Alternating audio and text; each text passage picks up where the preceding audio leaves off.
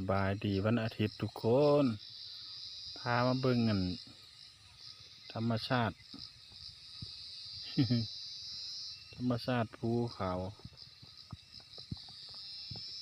ที่ทั้งภูทั้งผาเนี่ยเจ้าสิปลูกกาแฟเนี่ย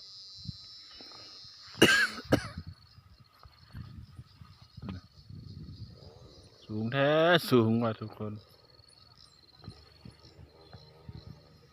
แต่กิ่งลงมาตกนะกิ่งลงมาตะเทิงพุ่นลงไปลุ่มพุ่น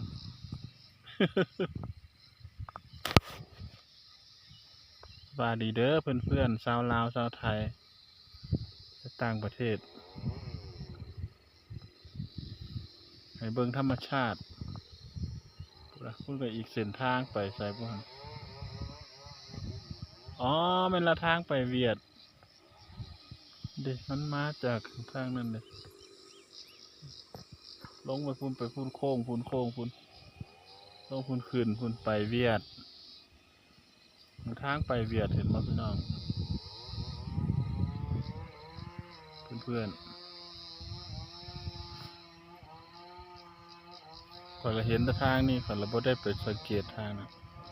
ได้รถแก๊สหินแห่กันบ่เคยไปทางพุ่นจักเทื่อเด้อข้อยขึ้นไปภูอีกหน่วยนึงเอง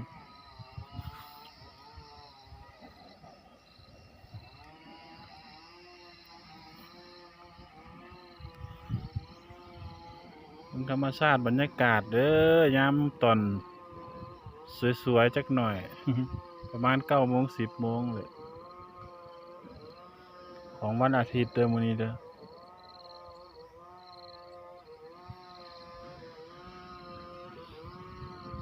อันนี้ตัวเขาว่ามองเห็นฟานลงมาหากิน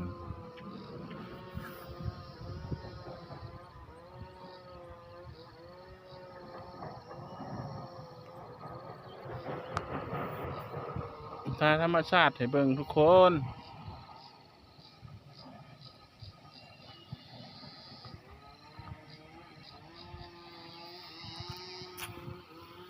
น้ำพืชนี่ก็มีแต่ต้นสมุนไพรนี่นะ